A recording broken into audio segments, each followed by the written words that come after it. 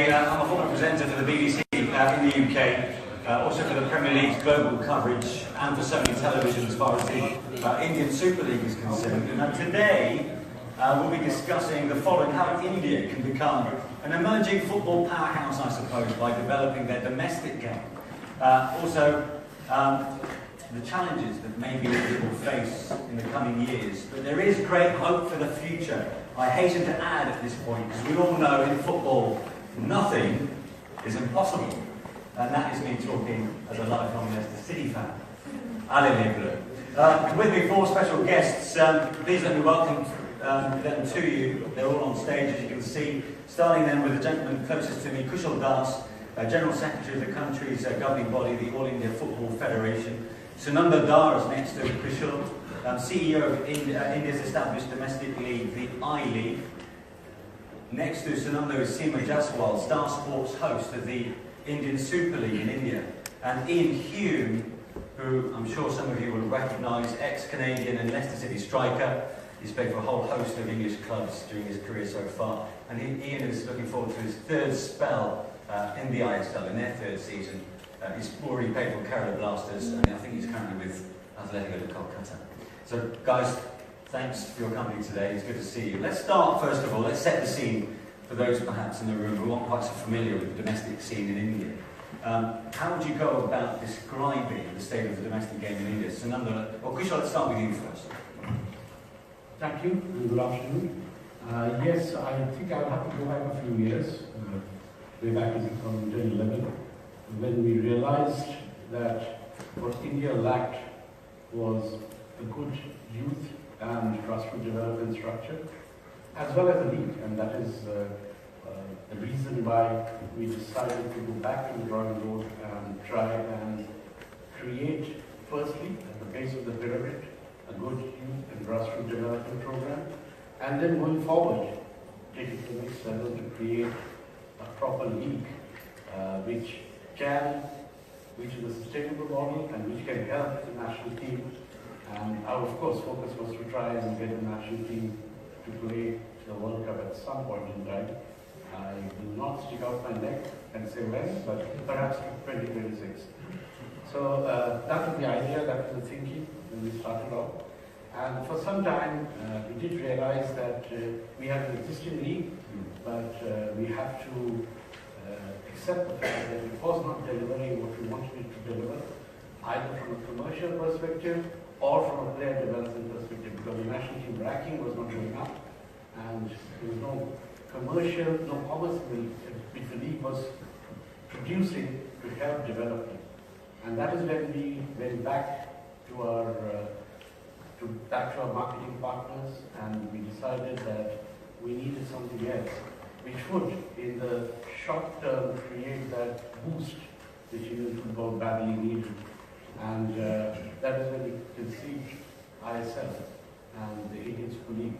And I remember that I was listening to a presentation where there is a masochistic fan who gets pain out of seeing the football team. But we realized that India, being a young demography, actually required entertainment along with it. And that is when we decided to get in some celebrities, some cricket stars. It's an anomaly, I know, but that's we have celebrities too. And the ISL in its first year was actually quite a success in terms of visibility, in terms of spectator attendance. The quality of the game was also not bad, and I have to admit that it was significantly better than what was happening in India. Although we had some big names, although aging, but it did create the necessary boost which we wanted it to create. And going forward, the second season actually was even better. But we also realized that it was absolutely not prudent to have two leagues, where there is the I-League and there is the ISL for 90 days, followed by the I-League. It was creating huge issues for the national team in terms of calendar, etc. And therefore we decided to restructure. We have been able to restructure now, at least in our minds. I know there are issues with a lot of legacy and old clubs. Fortunately, none of them are here, so I can be a little ruthless. So, but in our minds, we think that that is the right way forward. We want to create a sustainable model We want to ensure that the maximum stakeholders of Indian football are benefited. There will be some pain, but that is where we are. So we now have a reasonably good grassroots and youth development program, and of course the Under-17 World Cup happening in 2017 in India, which is going to be a huge, I think, a game changer as well as a legacy for Indian youth football. And we probably have a structure now in place from 2017-18 to make it a sustainable model for all the clubs, for all the stakeholders. So that in a nutshell is what we're trying to do. Yeah, not such a small nutshell, but thank you very much. So we'll talk about the 2017 Under-17 FIFA World Cup, which is very exciting. It means there are exciting times on the horizon in India in terms of hosting its first major international tournament. It's interesting what you've got to say there, Kushal, in terms of the dynamics, I should think, between the ISL and the I-League. And Sunanda, let's talk, from your perspective, from the I-League, you've got this up-and-coming new pretender in the ISL, which is only 2 years old. And it's certainly caught the imagination of the Indian public, very glitzy. It's the IPL of football, really. Is it something that the I-League really needs now to, I suppose, pull its socks up, metaphorically? So obviously, as Mr. Dhar said, ISL in the first 2 years have done really well. They managed to get a crowd in the stadium. The production quality on Star, fantastic. The quality of the games, I thought from year 1 to year 2 there's been a lot of improvement there. And I'm sure the ISL clubs have taken note of that. But I think everyone in the Indian football ecosystem realizes that now is the time to have one league. These 2 leagues wasn't helping anyone. And at the end of the day, it may sound bad, but at the end of the day, only the best ones will remain. If you're not good enough, you won't remain at the top level. And so whatever the top league, it would be the best of ISL, the best of I-League teams who remain. And we're pretty much sure that that's the way to go forward, and that's how we're doing it. And I'm sure I-League clubs need to, need to match up to that, the investment level of ISL, and try and be in the ecosystem. And they realize that they have to do it, and I'm sure that we would get a few I-League teams doing that and matching step for step with ISL clubs. Now we have to remind ourselves at this point, of course, that the market that India provides is phenomenally big, 1.3 billion people. I mean, there is a sport to be had, I suppose, to vie for a place alongside cricket, which of course is the primary sport in India. You're talking about an amalgamation of the I-League and ISL. Do we have a date fixed now for that to happen? Yeah. We plan to do it after the Under-17 World Cup. So the Under-17 World Cup gets over in October 2017. We plan to start a new refurbished league system, which will have the ISL at the top, so League 1, League 2, starting from November 2017. And are we going to have a promotion relegation issue from the leagues to ISL? Not to start off with. There are some contractual issues, and we want to give that, obviously the investment levels at ISL are significantly higher, and we want to give that comfort level to the owners, that at least for the first few years, you're assured your space there. But ultimately, yes, going forward for 5 years, there would be a relegation promotion. So clearly ISL has made a huge impact to the domestic league that's been running in India now since 2001. Seema, you spent your first year, you've gone from London, out of your comfort zone to go to India to follow, 4-star sports, what the Indian Super League has had to offer for the last season or two. How well has it been received to the domestic, to the domestic market? Do you know what? It's been received so well. I think was in the position that many people here were in before travelling to India. First of all, I'd never been to India, so I didn't actually know what it would be like to travel there and to live there for the year. My perception was, first of all, well, as you said, 1.3 billion people. Surely Indian football well, there must be a reason why they're not up there with the rest of the world in terms of the world ranking in the national team. The other perception I had was that, well, is there enough space for football? Because cricket is obviously the #1 love, and I didn't quite know what it was like and how it fit into the culture in India. But having been there and a year on now, I can say that the fans and the people of India take into football seamlessly. There is a lot of passion for the sport there. I think with Star Sports specifically, we have the rights to cover the Premier League and Bundesliga, and of course other leagues like Serie A and Liga and Liga 1 also go out in India. And a lot of the Indian football fans have been following those European leagues for years. And the younger generation have really taken to the sport. So I think the next step was, well, the passion is there, but we need to create some Indian footballers, and we need to put them on a stage and on a platform where all of India and the rest of the world can see them. So the I-League produced some great Indian players. We've had Baiju Bhutia, we've had Renedy Singh, who are some of the players from the past, and now Sunil Chhetri, our Indian captain, who's flying the flag for Indian footballers.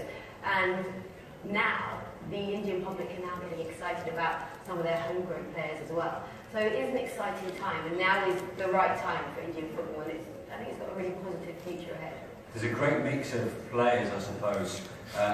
If you include the management structure as well, I mean, you've got star names, stellar names from Brazil, the likes of Zico, Roberto Carlos, they've all featured.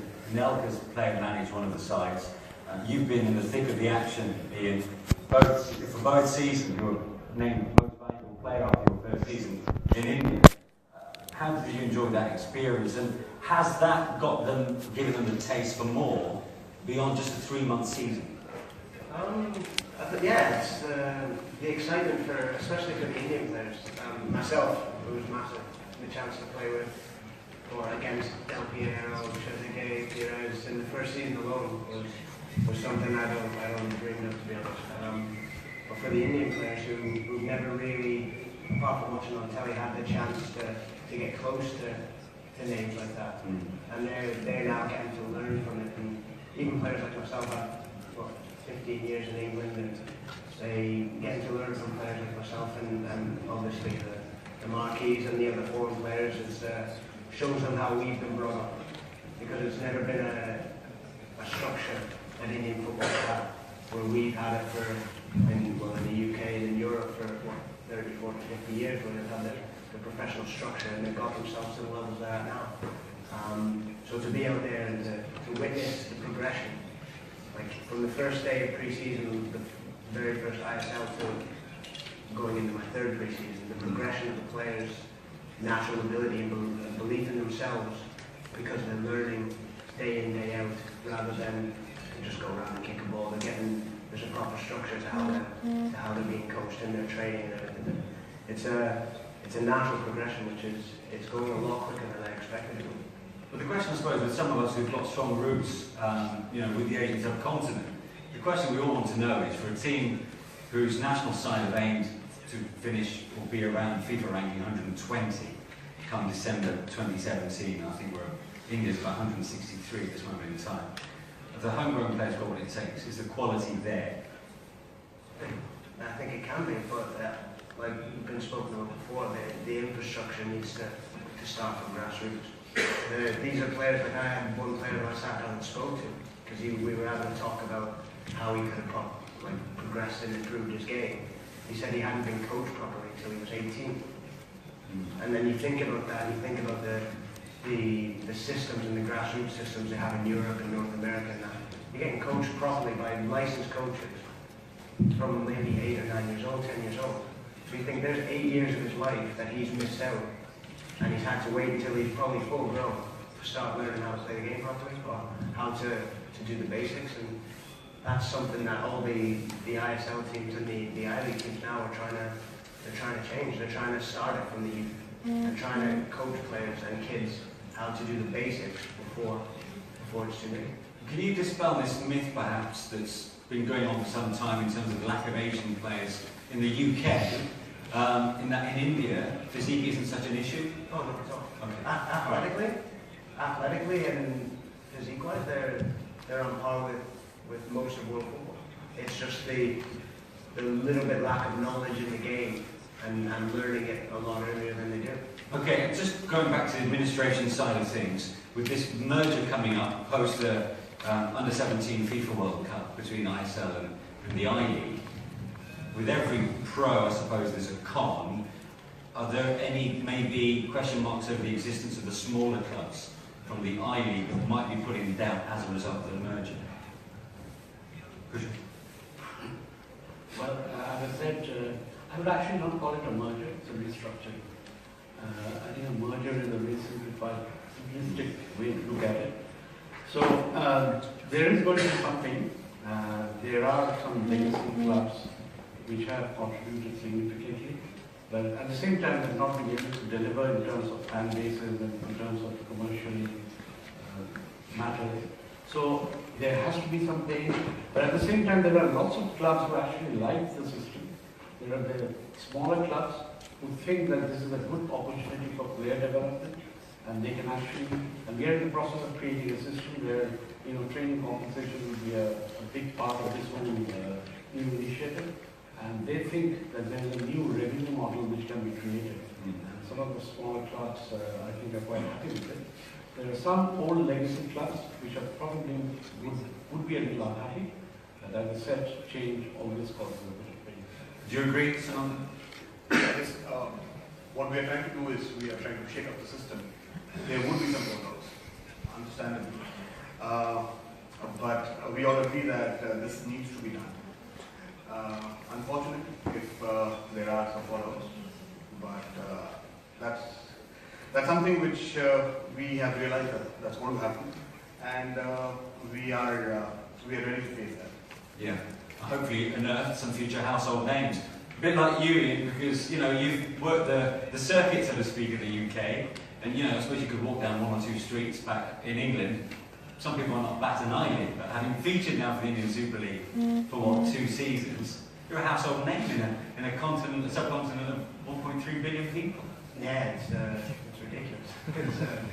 I've worked my whole career to try and become noticed, you know, if that makes sense, that what I'm doing is paying off. And it took me 15 years to move halfway across the world to, I can't even go to the shops. It's brilliant, but it's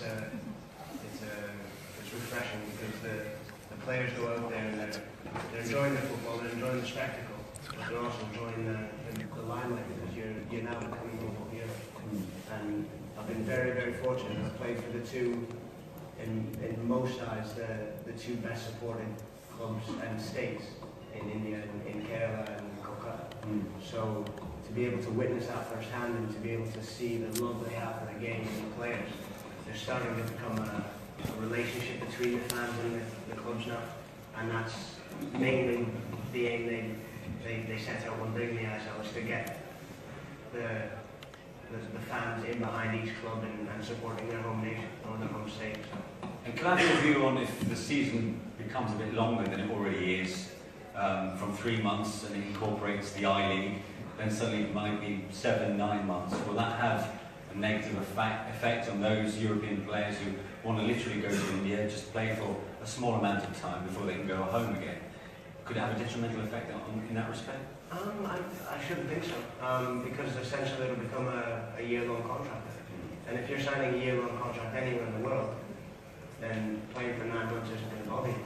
So if you're doing the whole 3-4 months thing now from August to Christmas, it's good for what it is, but with the progression that India wants to make in football, it's never going to progress further than what it possibly is at the moment if you're not extending the league and you're bringing in players on possibly 2-3 year contracts. When you've established the league, you're bringing them in for a longer period of time, then people are going to say, oh, well, okay, well, Iain Hume's there for the next 2 years, so, or we've got Bernard Mendy was there. Yeah, is that the right size? Yeah. Oh, I'm going to go see what it's like. I'm not going to go for 4 months. Yeah. Seema, the hunger's there for more, for sure, from your perspective. Absolutely.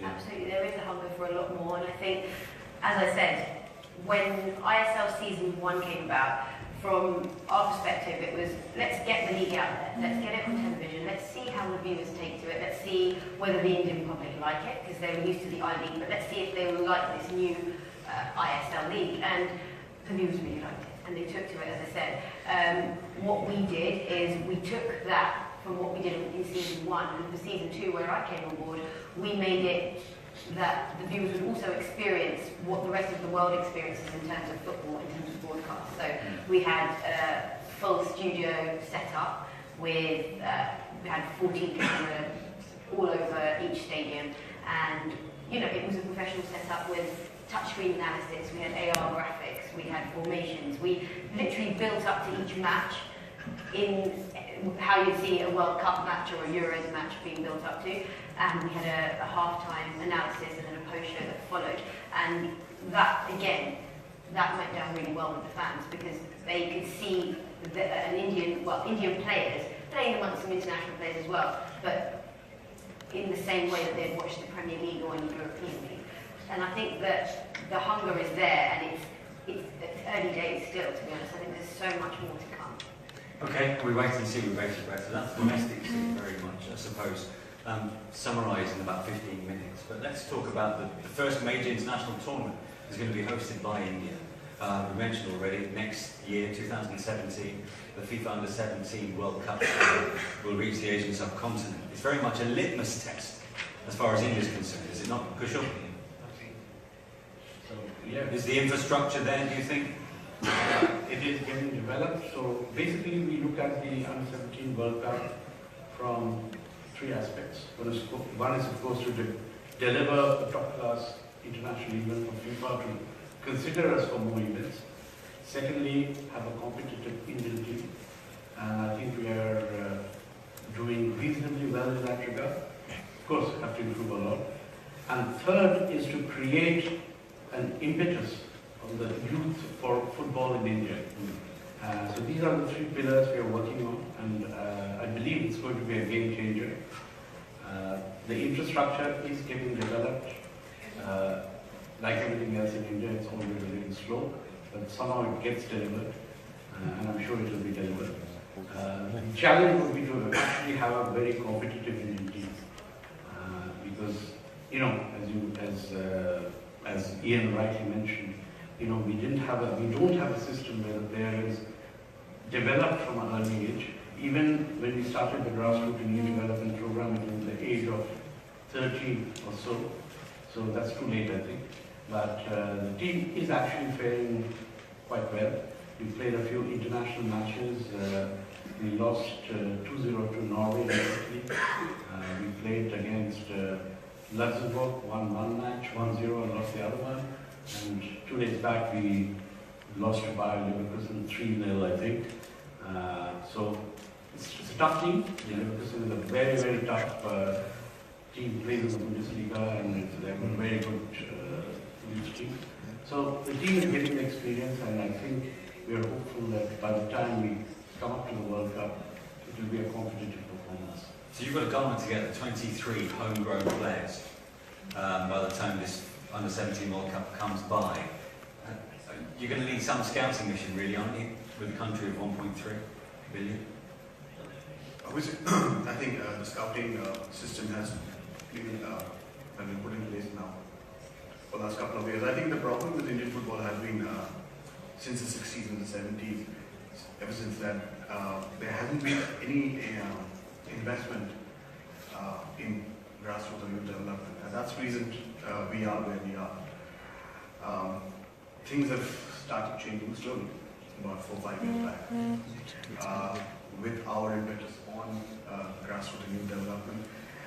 A couple of things that AI did. Firstly, we invested money into opening up of few academies, which ideally should have been done by the clubs in a more football developed country. And also we introduced the club licensing system, which kind of forced the clubs to invest into the grassroots, into the youth system. That is developing now. For the last 2-3 years, the clubs have been putting resources behind that. And we are seeing in the last few years that players are graduating through the system from the junior age into the top teams, into the senior teams, which is a good sign for the clubs because they're saving money instead of buying players from the open market. They're getting players through the system, which is cheaper. And as Mr. Das mentioned, the smaller clubs could use that system to make some money. make commercial benefits of these. And obviously, slowly, as the IE guys and clubs have their own personal academies, each club, some of the clubs already have. I hope in the next couple of time, all the clubs would have it. AIFF doesn't need to spend their resources behind an academy. Saying that, the time of money, the money that AIFF has spent on these boys, the under-17 World Cup boys, I don't think any Indian player, whether it's Viking or anyone else, they have been given that kind of support by AIFF ever before. So they became footballers more by accident than choice. So these kids have been given a training which has been taught for the last 2 years. Will go up to the World Cup, and hopefully they will form the nucleus for the future Indian team, because they have been trained since a year of when they're maybe 10, 11 into the AIF academy, then now in the World Cup team, staying about 6-7 months a year outside, mostly in Europe, playing matches against tough teams, training day in, day out, best foreign coaches, best facilities. So we have really tried to give the best to these boys, and hopefully this would be the beginning of something special. And talking of which, recent developments in that you've forged links with, I suppose, making the most of the use of infrastructures at other European clubs. For example, even here in France, SC Metz, which is a second division league club, that I think 6 Indian players, if I'm not mistaken, have been training using their facilities. Is that not right? So yeah, there are actually 5 from the AIF Academy who have been there 98. Most of them are born 1998 and one is 1999. And I was there in Metz last month with my technical director to review the progress, and it's been phenomenal, I think. And I think Metz believes they're going to all come back from 23rd July when the pre-season begins. And I believe Metz thinks that at least 2 or 3 of these players can seriously make it to a club in France or in Europe. That's great news. And even when the Indian under-17 team played against Metz under-16, which they won 2-0, the technical director was of the view that 2 or 3 players from the under-17 team or under-16 as they are now can be easily signed by Metz immediately. So that is good news for us, I think. Yeah. So good news on that front. And exciting news, I suppose, on the horizon with what's going on behind the scenes administratively between the 2 respective divisions. To be honest, I think we've covered most of the ground that we wanted to today. So we'd like to open the floor to questions, if anybody has any questions. In terms of the Indian market. Yeah, we have a gentleman at the back. I don't know if we've got a microphone there. So, hi, I'm Winston from Singapore. First of all, I'd like to congratulate my colleagues from India for a good job. It's very comforting to hear that your youth development is starting to pay off with some of your players being scouted by the European counterparts. I have 2 questions. One for the new league. The other question is about the under-17 World Cup. Maybe I will start with the new league. So the question is 3 parts for this one. One, we have to start again. Yeah, you don't have to start again. I think you can hear me quite clearly. So for the, as far as the new league is concerned, what are key challenges you face? One, what are the measures of success for this new league, and the strategies you have in mind to ensure that you reach your targets and your measure of success? So that's for the league itself. As far as the World Cup is concerned, what kind of legacy would you like to leave behind after this under-17 World Cup? Thank you. So the challenges first for you, I mean, we might have covered it a little bit, but what are the challenges in terms of the 2 leagues, I suppose, working hand in hand is the first bit, and the legacy post the under-17 World Cup? Well, I'll try and attempt to answer that. It is still early days for us. We're still in the process of finding out the right model. But essentially, as I said, we want to create a sustainable model for the clubs. We want to make a sustainable model for the stakeholders, the maximum number of stakeholders in Indian football. And the idea is that, there is of course no relegation right now from relegation or promotion from the top league to League One, but we would like to make League One equally sustainable, all the matches being televised, so create an avenue for the clubs to exploit themselves commercially and make them sustainable, so that when the relegation promotion system starts in about 6-7 years, they are in a position to actually move to the top league, just like Leicester City were able to do it. And then there is revenue for them to be able to sustain themselves at the top. So that is, in short, the thinking behind the restructuring of the leagues. In terms of the Under-17 World Cup legacy, as I said, we are trying to create a program which, with help from the government, with help from FIFA, which will try to excite and create an impetus for football in India. As you know, our Prime Minister also has been stating quite frequently that football is a global sport and he would like to support it, and the Under-17 World Cup is very important for India. So based on these platforms, we would like to create a legacy where after the Under-17 World Cup is actually the beginning. We would like to create that legacy where football takes over in India. Yeah. Well, I think India is certainly in the hunt for the Under-20 World Cup in the future, but I think that's a little bit to be decided with other things having to be factored in behind the scenes. That's in the plans. Yeah, that's in the plans. Obviously, Under-17 is the first start. Yeah. Once we get that off in a proper way, maybe the next one would be Under-19. I just want to also, when we are talking about men's, I think I must sort of express my appreciation for the French Football Federation, who have been very, very supportive and who have helped us immensely in trying to identify how we should structure our youth development program. We are working with them on women's football, etc.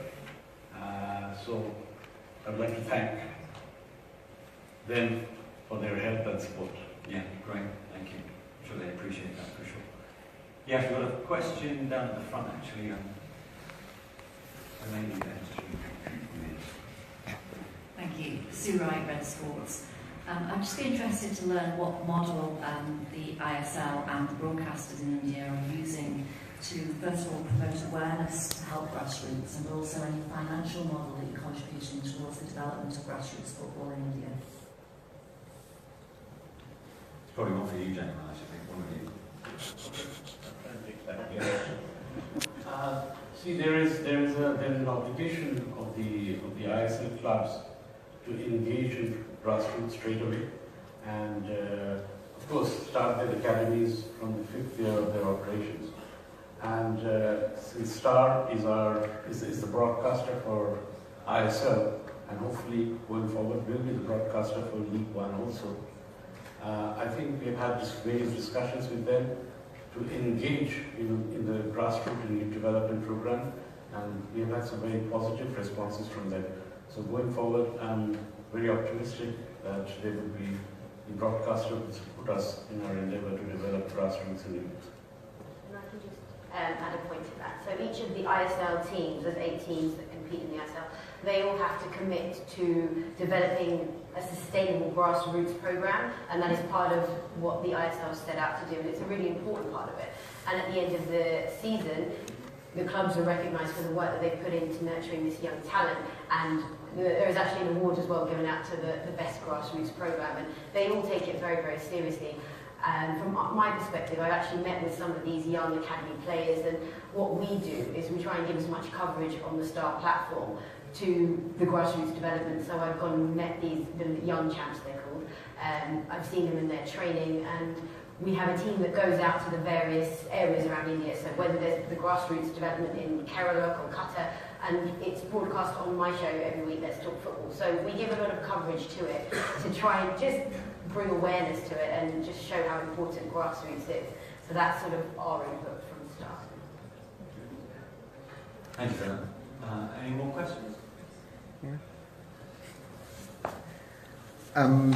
Nothing dangerous. We heard from China in the morning what they're trying to do in China, and there's a lot of investment going into football in China, which is X times bigger than the investment in India. And there's a lot of outward movement from China as well here into Europe and into other parts of the world. How do you compare that to India? Because it's a little different with the development stage that we seem to be in India. Well, yes, I completely agree. I was present in the presentation in the pre-lunch session where it was clear that there's a huge amount of support from the government, especially when they changed their policy in 2014. We are behind, no doubt about it. In terms of investments, there is no comparison.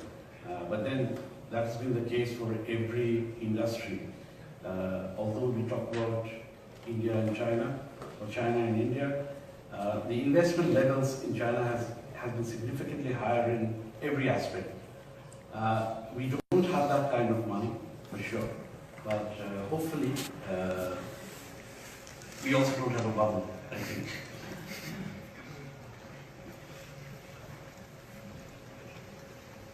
Any more questions? Yeah. One for Iain, actually. Just could you tell us a story or something from your experiences over the last 2 ISLs, that's something that stood out to you? I think just on the whole, I went into it blind. Like I said before, having spent my whole career in England, it was just a chance for a new adventure, and the opportunity arose. It was the first time I was out of contract in 15 years, so I thought I'll jump in, see what it's like, and to be honest, from the first minute, like our first game at home, we had 61,000 people, and I'm thinking this is just above and beyond anything I'd ever dreamt of. And we're playing, we're expected to finish bottom of the league, and we end up making the finals. And we're playing in front of 55, 60,000 for the finals, and you're thinking this is a country who's, I think at the time was ranked 161 or something.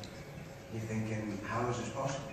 They love the game, and I think that's what drawn myself back, I'd say there's probably 10, 15 foreign players have returned after the first game. And that's the reason, it's just to see a sort of fresh outlook on the game, because we're used to how England approaches it, Spain approaches it, France approaches it. It's their culture, but a country who's not had this level of marketing, this level of games on TVs, and you're able to go out there, and it's a fresh new environment.